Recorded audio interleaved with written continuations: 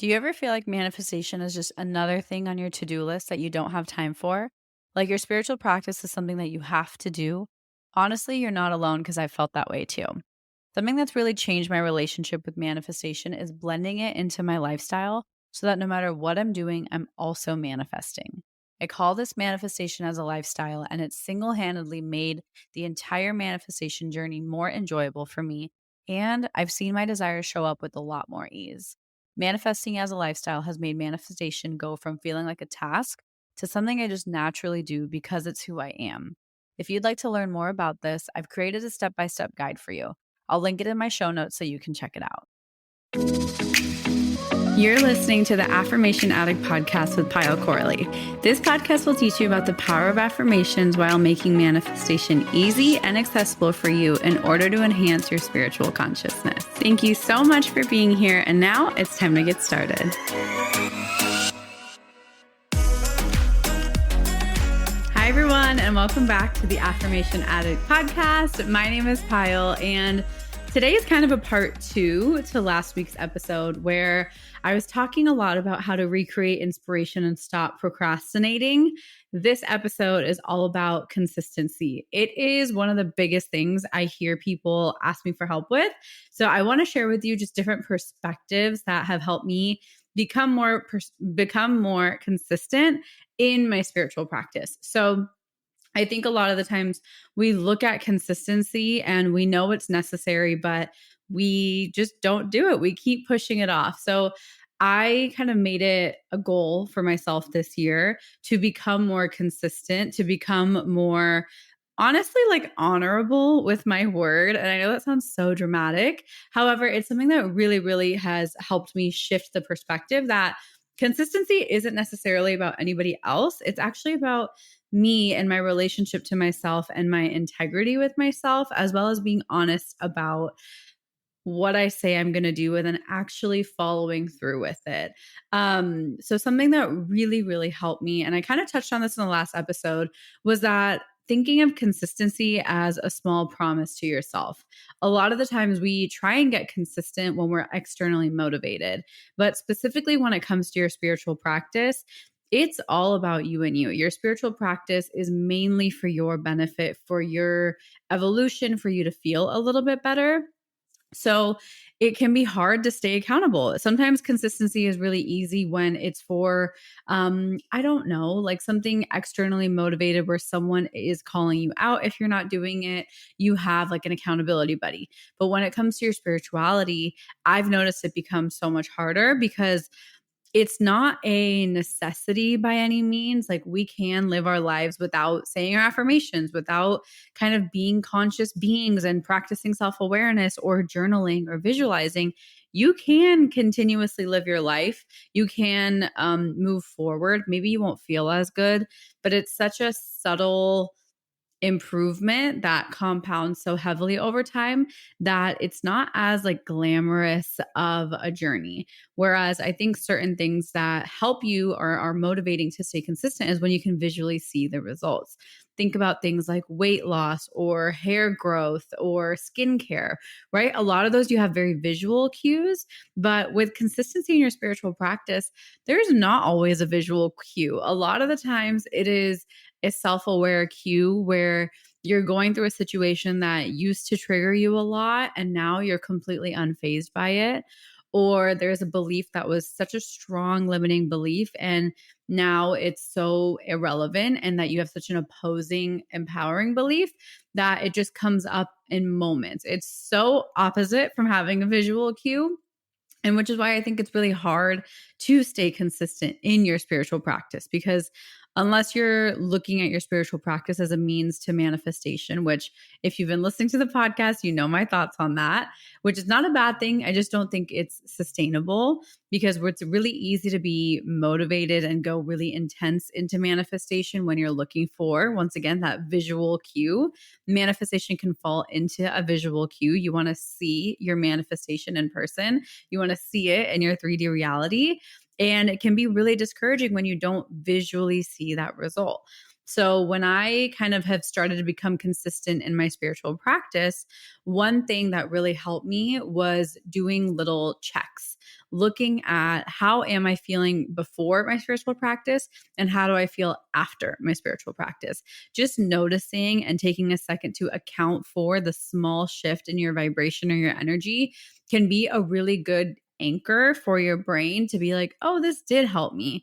This did make me feel better, because that'll kind of serve as evidence for in those moments when you don't feel good, it'll motivate you more to actually lean on your spiritual practice, because we oftentimes lean on our spiritual practice when things aren't going how we want. But when things are good, we kind of drop it. And what I would love for all of us to experience is consistency in having a spiritual practice, because I think the amount of groundedness, the amount of centeredness that comes from being with yourself and spending that time with yourself, no matter how it looks, is honestly incomparable to anything else. I think it is such a good reality kind of rebooter. I think it's such a nice soul refresher that we take it for granted when things are going really good. What motivation do you have? So that's why if you look at your spiritual practice as a small promise to yourself rather than as a way to receive a manifestation or kind of anything visually cueable, as more of an internal thing that you want to do for yourself, how can you ask yourself and how can you make your spiritual practice something that you want to do? How can you make it something that's important to you? And so, my biggest tip for you, if you don't know the answer to that, is notice how you feel before, during, and after spiritual practice, before, during, and after writing affirmations or visualizing or journaling, whatever you want to do for your spiritual practice. That actually is not nearly as relevant as consistently being able to show up and apply it. And a lot of the spiritual tools that I also talk about are very unseen. Once again, kind of talking about those visual cues, a lot of them you don't have to see. You can just do it in your head for a second while you're talking to someone. You might automatically create a judgment about them, but part of your spiritual practice can be thinking of something good about them rather than only noticing the judgments. And that's just something you do internally. You don't have to say it or announce it to anybody, but that's part of a spiritual practice. So, allowing yourself to kind of zoom out with what a spiritual practice looks like and zoom into how do I want to make this easier on myself to show up every day for myself.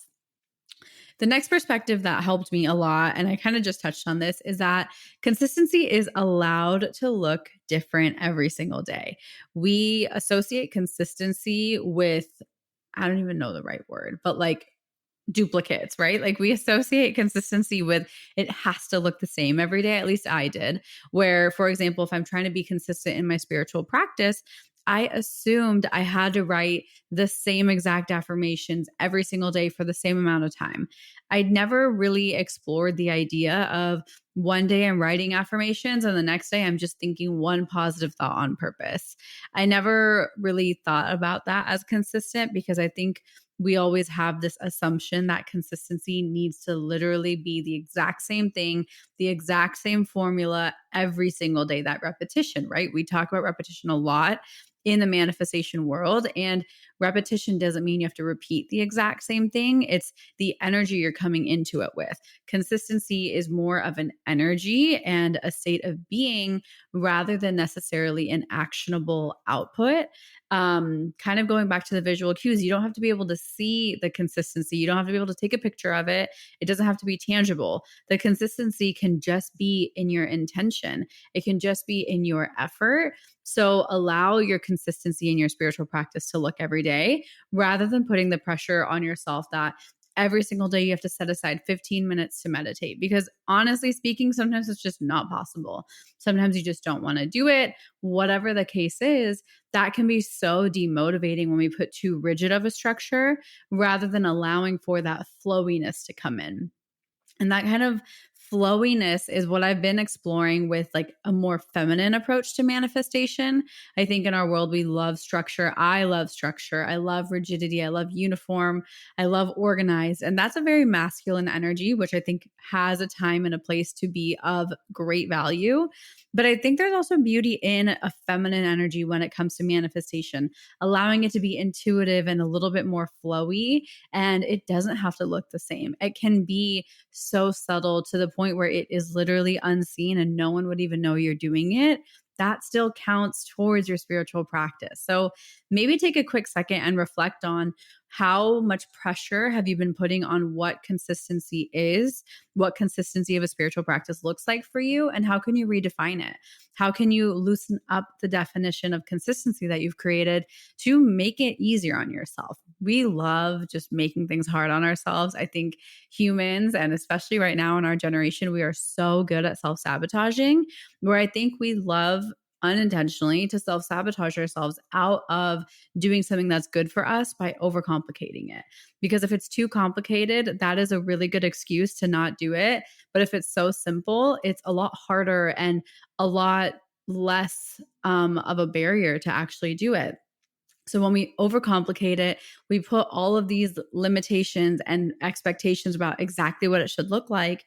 It's such an easy way to create an excuse for yourself, which is why my next perspective to help you with consistency is how can you make it easier on yourself? Now, I will be plugging my membership, my app, which is called Affirm It, only because I fully believe in it. But if you don't feel like you have to buy it or have to become a part of it, but just listen to the overall principles I'm trying to talk about. Okay. So I think in spirituality, we really like to overcomplicate it. We feel like there's like a missing special secret sauce that once we get that, everything will become easy. And I will be so honest with you, I looked for that for such a long time. I thought I would find like this little special secret sauce that no one could have come up with and I came up with. And I honestly think I did, which is manifesting as a lifestyle. But that doesn't take away the work. That doesn't take away the effort and the prioritization of living that and choosing to actually participate in that. So when I say make it easier on yourself, don't overcomplicate it by saying you have to do X meditation and then you have to learn the perfect way to do this meditation. Don't think that you have to do the perfect affirmations and you have to repeat them 44 times and write them in a pink colored pen because that's going to attract your soulmate. Don't overcomplicate it. If you want to go that route, that is fine. But if the details of the way you should be doing something are overpowering the actual act of you doing it, then that's when you can kind of take that as a cue that you're creating more excuses rather than prioritizing just taking action. And this is something I have struggled with literally for my entire life. We kind of use perfectionism as an out. We use it as an excuse. I still deal with this to this day and try and have to reel myself back in. But when it comes to our spiritual practice, we use like, let me just gain more knowledge. There might be one person who does it a little bit differently. There might be someone who teaches money manifestation in a super specific way. And that's what I want to learn. But oh, wait, I can't afford that course. So I have to wait 2 years. And that's why I'm not manifesting money for 2 years. When honestly, all you really need to do is show up, even if it's messy. And the reason I bring up Affirm It is because I think it makes it so easy for you to do your spiritual practice because everything is in one place. That's actually the reason I made Affirm It, because I was looking for something like that for myself. When I started my spiritual journey, everything, all the spiritual tools, the affirmations, meditations, different workshops and journaling prompts, they were all on different platforms. They were all from different people, which I loved. However, they were all on different platforms and they were kind of screenshotted or saved or purchased through my email. And they were all in different places. So it made it really hard for me to actually sit down and practice because the first thing I had to do was go find it. Hi, beautiful friend. I hope you're enjoying this episode. I wanted to hit pause for 15 seconds and share with you about my spiritual membership I created to help you raise your vibration and manifest with ease. I created Affirm It so you can have access to all, and I really mean all of the spiritual tools you need to step into your higher self and watch your dreams manifest with ease. If you're really ready to dive into your spirituality and connect with your highest self, I invite you to join the Affirm It membership. More details are in the show notes if you're interested. And now let's jump back in. This is where you kind of have to be honest with yourself and what's an excuse, what's stopping you versus what's not. Another thing for me is I used to make the excuse of it's too expensive, so I can't do it right now. I can't afford it. I was really stuck in that lack mindset. And I was like, well, because I can't afford it, that means I don't know enough, meaning it's okay that I don't have to take action yet because I need to take the perfect action. Say there's like a manifestation course or a spirituality retreat that you're waiting to go on and you think that's going to be like that's what your soul wants and needs, but right now you can't afford it. So up until that point, does that mean you just take no action and have no spiritual practice? I actually think the answer is no. I think there are so many free options on YouTube. There's also free workshops and free freebies that people have and little meditations that people have. So finances in that case to have a spiritual practice are not a valid excuse. And I'm only saying this not to call you out, but because it's something I experienced myself. I experienced using like I wanted the expensive stuff, but I couldn't afford it at the time. And I used that as an excuse to justify why I couldn't get something. When in reality, that is a self imposed excuse. And that just because it's more expensive doesn't mean it's better. In your mind, it does. It's a value perception, but in actual quality, that's actually just a mind game that we play with ourselves. That's actually how the psychology of value and like why people buy luxury items versus buying a dupe off Amazon. It's a very psychological thing. Actually, in true value, that's up to you. That's a belief. Value is a belief.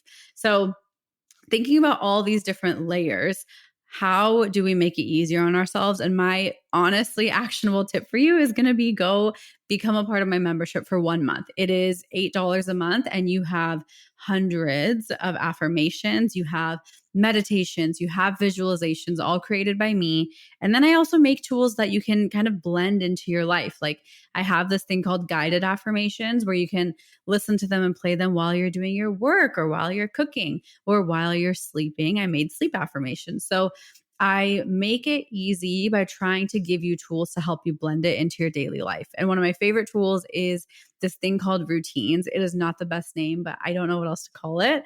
But it's called routines. And they're basically under 5-minute curated spiritual practices for you, depending on how you feel. So there's one I think that's called like the anxiety alleviator.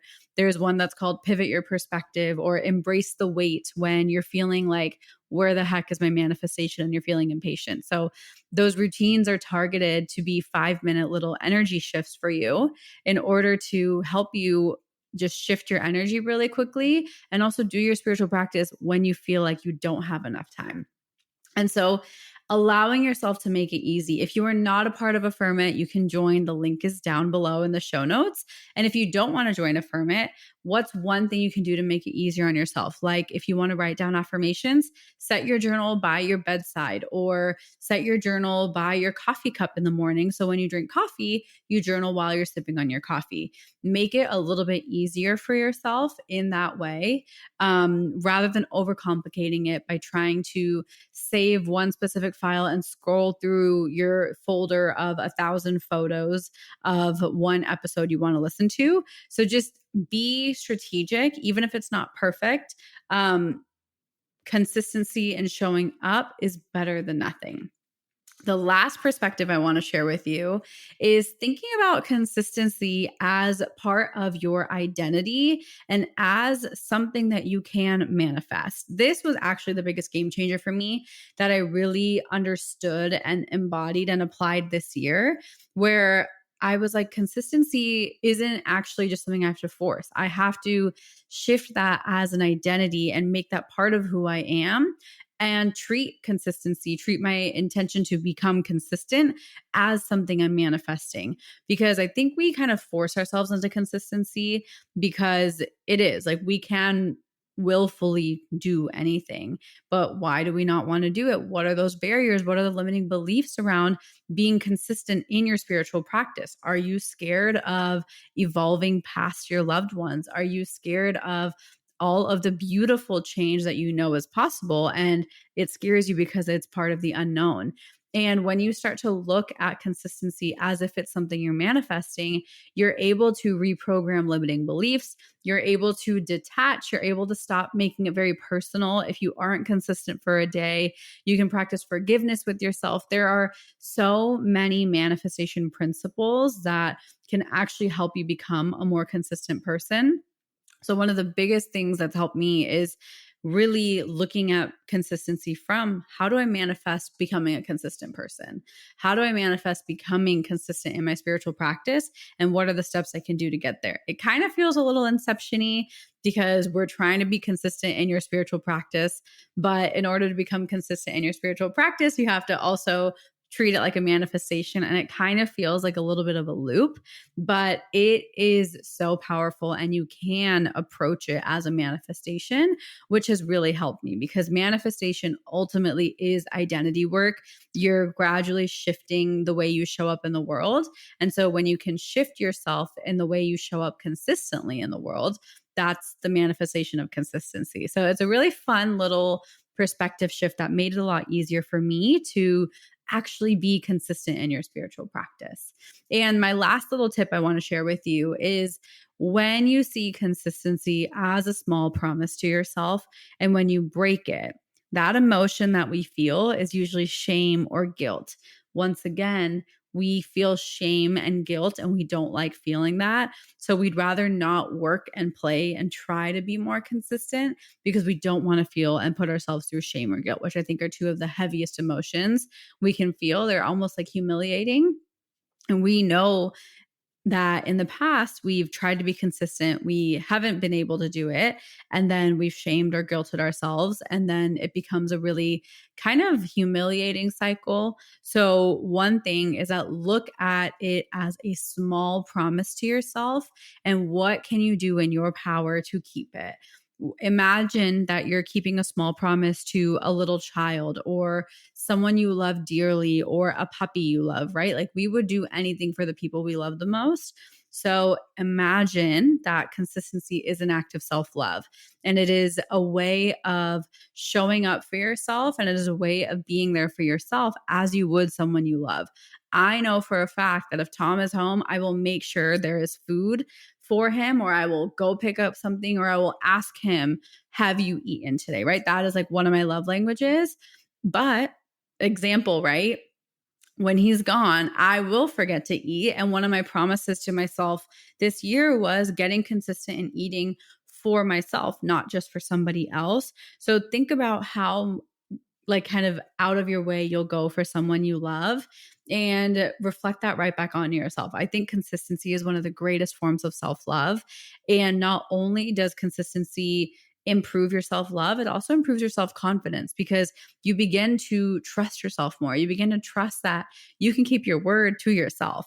We're really great at keeping our word most of the time towards the people we love and for people we care about or who people whose respect we want to earn, but we don't do that towards ourselves because it's like nobody is watching. And who you are when no one's watching is truly who you are. And that's why I really believe consistency happens on the identity level, but it's ultimately a lens of self love. It's a lens of self confidence, and it's an act of devotion to yourself. So that perspective really hit home for me in terms of getting myself to do it because I claim that I do love myself. But how can I claim that I love myself if I don't fulfill my own promise to myself of having a spiritual practice? And that was the honesty I needed and the kind of radical, slightly brutal honesty conversation I needed to have with myself. But it really, really changed the game for me. So I hope these perspectives can help you just gain more consistency in your life and in your spiritual practice specifically. And once again, if you do need help just kind of piecing everything in your spiritual practice together in one place, you might want to check out my app and my membership, Affirm It. It has everything there. And it's the exact tools, affirmations, meditations, and visualizations I put myself through in order to manifest a lot of the things I have today. So my gift is honestly sharing it forward because I think there is so much power in showing up for yourself and having it all in one platform. That really actually shifted so much for me. So that's why I made Affirm It. And I really do hope it can help you on your consistency journey. And other than that, thank you for being here. Thank you for listening to this episode, and I will see you next week. Bye. Thank you from the bottom of my heart for listening, and I hope you enjoyed today's episode. If this episode resonated with you, it would mean the world to me if you could rate and review the podcast and share it on your social media so I know to keep creating episodes that are inspiring you to manifest. I'm so genuinely grateful for the time we shared today, and I'd love for you to join the community by following @Affirmation Addict on Instagram. To continue diving into spirituality and manifestation, head over to my website, affirmation-addict.com. Until next time, I'm sending you so much love and so much healing energy.